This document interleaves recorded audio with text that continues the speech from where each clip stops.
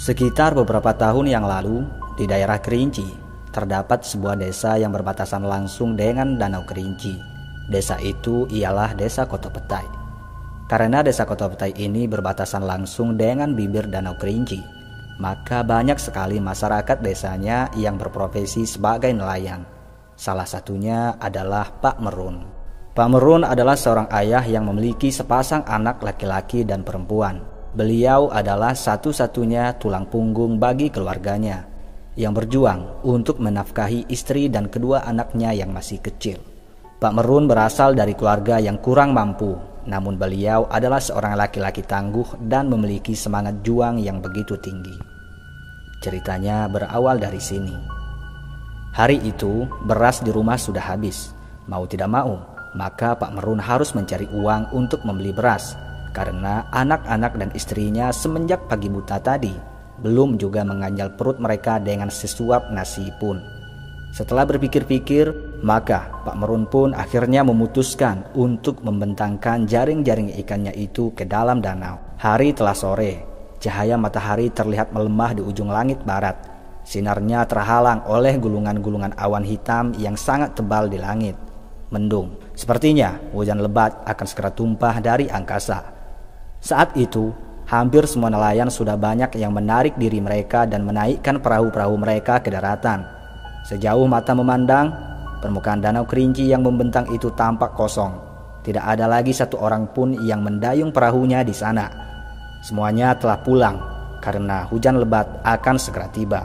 Namun, di tengah-tengah danau, dalam samar ternyata masih ada juga seorang lelaki yang tampak sibuk dengan jaringnya. Dia seakan tidak peduli bahwa sebentar lagi langit akan segera menumpahkan bendungannya ke bumi. Dia tampak begitu semangat membentangkan dan memasang jaring-jaring ikannya tersebut. Tidak gentar walau badai dan hujan akan menyerang. Pria tangguh itu adalah Pak Merun. Hingga matahari terbenam di ujung barat, menandakan sang malam telah tiba. Pak Merun masih sibuk juga dengan pekerjaannya. Tak lama kemudian, akhirnya hujan badai yang disertai petir pun mulai berjatuhan dari langit.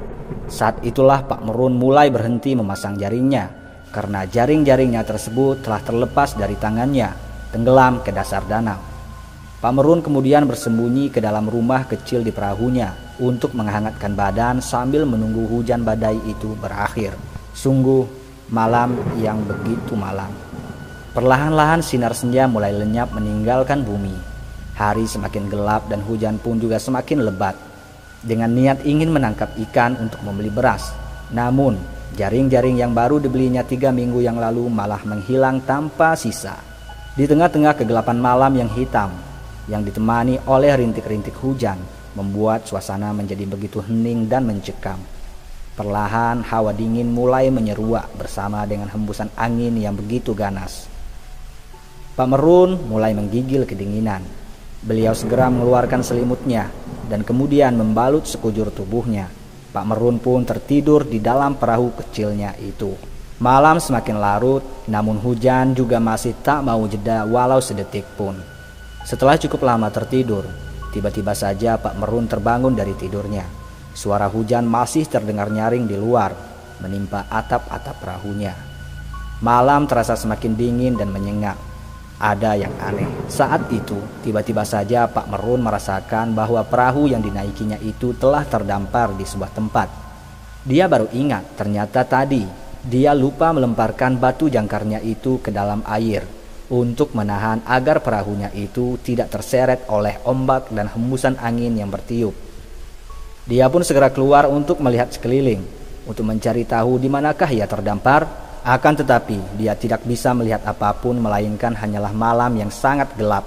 Pak Merun tidak membawa senter untuk menjadi penerang malamnya, karena Pak Merun tidak punya uang untuk membelinya. Setelah lama berpikir-pikir, Pak Merun pun kemudian mengulurkan tangannya ke bawah untuk memastikan apakah benar perahunya itu telah terdampar di sebuah daratan ataukah tidak. Dia pun mulai meraba-raba permukaan tanah yang ada di sekitar perahunya itu dengan kedua tangannya. Pak Merun segera melemparkan pandangannya ke segala arah untuk mencari tahu di manakah ia terdampar.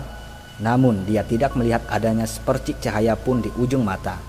Yang ada hanyalah malam yang beku dan gelap.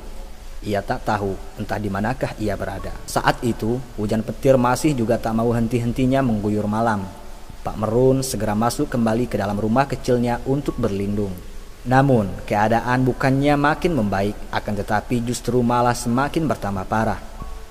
Hawa dingin terasa semakin beku dan menusuk-nusuk hingga ke tulang. Pak Merun pun menggigil di dalam selimutnya. Tidak ada hal lain yang dapat ia lakukan selain daripada bertahan di dalam selimutnya untuk menunggu hujan berakhir. Namun ternyata hujan tak kunjung juga reda. Saat hawa dingin itu semakin bertambah parah, Pak Merun pun berniat untuk menyalakan api di dalam perahunya. Akan tetapi itu sungguh tidak mungkin, karena mau tidak mau maka perahunya pasti juga akan ikut terbakar.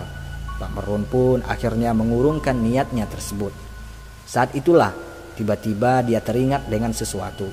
Kenapa ia tidak mengambil pasir-pasir yang ada di luar sana untuk menjadi alas api yang akan dia nyalakan di dalam perahunya itu? Pasti perahunya itu tidak akan terbakar jika dilapisi dengan tumpukan pasir. Begitulah pikirnya. Pak Merun pun tersenyum. Dia segera keluar untuk mengambil pasir-pasir tersebut dengan kedua tangannya, dan kemudian membawanya ke dalam rumah kecil yang ada di perahunya tersebut. Setelah semuanya terasa cukup, maka mulailah Pak Merun menyalakan api tersebut di dalam perahunya. Api pun mulai menyala, semakin lama semakin membesar dan terang. Tak mau menunggu, Pak Merun segera mendekatkan tangan dan sekujur badannya ke hadapan api tersebut untuk menghilangkan rasa dingin yang menyiksanya. Perlahan-lahan, hawa dingin itu mulai terasa berkurang dan akhirnya pun lenyap. Suhu tubuhnya pun juga sudah kembali membaik. Pak Merun pun tertidur di dalam perahunya itu hingga sang matahari pagi terbit di ujung timur. Pagi telah tiba, Pak Merun pun terbangun dari tidurnya. Dia segera keluar dari rumah kecil tersebut untuk mencari tahu di tempat manakah perahunya itu terdampar. Sungguh begitu aneh, ternyata perahunya itu masih terombang-ambing di tengah danau. Pak Merun pun menjadi bingung. Bagaimana mungkin perahunya itu yang telah dia naikkan ke pantai pasir tadi malam, kok sekarang tiba-tiba bisa kembali lagi ke dalam danau? Pak Merun yang kebingungan itu pun segera kembali ke dalam perahunya untuk membersihkan sisa-sisa pasir dan kayu bekas api yang dinyalakannya tadi malam. Saat itulah Pak Merun kaget. Alangkah terkejutnya Pak Merun pada saat itu. Ternyata pasir-pasir yang diambilnya tadi malam itu adalah biji-bijian emas murni yang berwarna kekuningan. Tak terbendung lagi, air mata Pak Merun pun mengalir. Ia sungguh terharu. Pak Merun jatuh tersungkur di perahunya. Beliau sujud dan bersyukur atas rezeki yang diberikan oleh Tuhan dari jalan yang tidak pernah terduga-duga olehnya sedikit pun. Setelah itu, Pak Merun pun langsung pulang ke rumahnya untuk menemui anak-anak dan istrinya. Dia mendayung perahunya itu dengan begitu cepat dan penuh semangat. Sesampainya di rumah, Pak Merun pun segera menceritakan semua kejadian yang terjadi padanya malam tadi kepada keluarganya. Alangkah terkejut dan kagetnya istri dan anak-anaknya setelah mendengar cerita tersebut.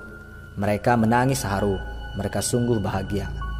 3 hari setelah kejadian itu, Pak Merun dan keluarganya segera menggelar acara syukuran dengan mengundang semua warga yang ada di kampungnya tersebut untuk makan bersama. Bukan hanya itu, Pak Merun juga mendarmakan sebagian kekayaan yang diperolehnya itu untuk pembangunan masjid, membantu anak-anak yatim piatu dan juga orang-orang yang tidak mampu yang ada di desanya.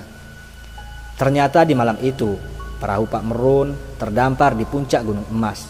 Sampai saat ini, legenda tentang Gunung Emas yang ada di Danau Kerinci masih menjadi misteri. Beberapa orang bahkan juga pernah mengaku melihatnya. Begitulah rezeki, terkadang-kadang ia datang dengan cara yang tidak terduga-duga oleh manusia.